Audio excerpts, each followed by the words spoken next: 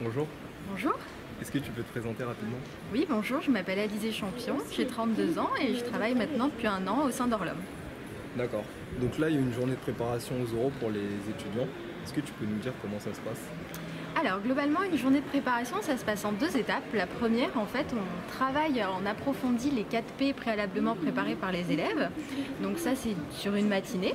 Et ensuite, vous avez la deuxième partie où là, on passe directement en entretien de simulation où justement, on met en application ce que l'élève, justement, a étudié durant la matinée. Ok. Et toi, tu joues quel rôle au sein du jury? Plutôt la méchante ou la gentille?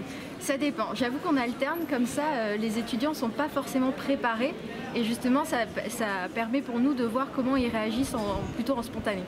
Ok. Est-ce que vous avez eu des profils originaux? Originaux, non. Un peu moins préparés, mais c'est un peu plus de challenge pour nous aujourd'hui. Ok. Et donc, toi, ça fait combien de temps que tu es juré ici? C'est ma première année. Ah ok, d'accord. Et donc ça va, ça s'est bien passé? Très bien passé, oui, parce que j'ai l'habitude, en fait, je suis moi-même jurée pour mon ancienne école de commerce, Cage. C'est Kedge, ton ancienne école Ouais. de commerce? Ok. Et donc ouais, ce n'est pas trop long une journée entière à entendre les élèves qui se répètent un peu? Non, en fait, c'est pas trop long parce que justement, l'avantage, c'est qu'on voit vraiment une grosse progression sur une journée entre justement la matinée où ils sont un peu faibles en argumentation et justement le soir en fin de journée où on voit que la simulation a porté ses fruits et justement là, on arrive sur un 4P hyper au carré. Ok. Et c'est quoi les plus gros défauts des étudiants?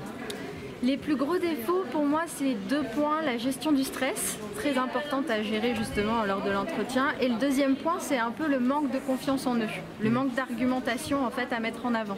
Ok. Et pour finir, est-ce que tu peux nous dire quelles sont les erreurs à ne surtout pas commettre? Les erreurs à ne surtout pas commettre, pour moi, la première, c'est de mentir. On ne ment jamais en entretien.